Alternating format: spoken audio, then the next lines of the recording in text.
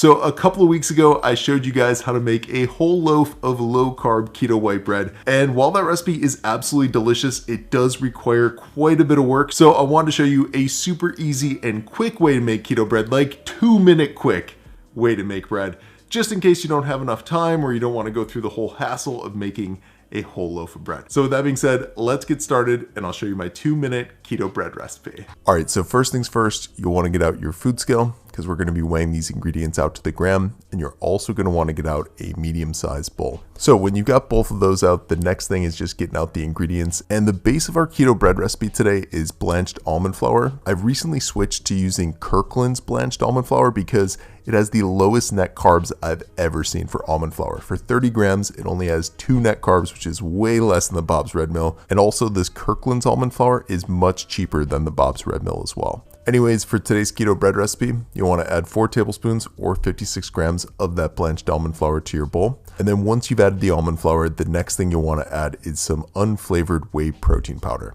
Today I'm using the unflavored whey from Isopure. I really like this stuff because it bakes extremely well and it has 0 carbs. A lot of times you can replace a little bit of the flour of a recipe with unflavored whey and it reduces the carb count of a recipe. So with that being said, for today's keto bread recipe, I'm going to add a half a scoop or 15 grams of that to the bowl.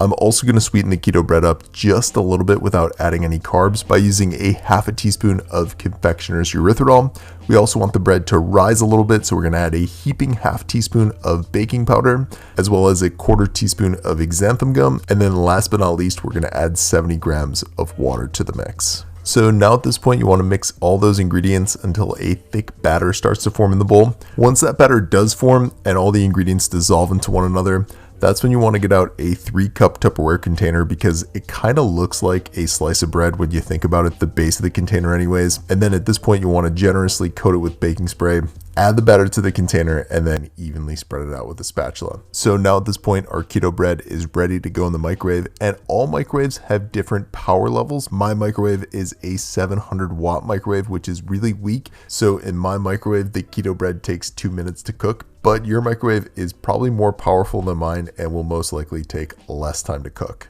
Anyways, once the bread is done cooking, it's going to end up looking something like this. And at this point, you want to take it out of the container, transfer it to a cutting board, and use a bread knife to cut it in half. By the way, this is what the inside of the 2-minute bread looks like. It's absolutely spot on white bread consistency. I also like to cut these halves in half just to make 4 slices of keto bread.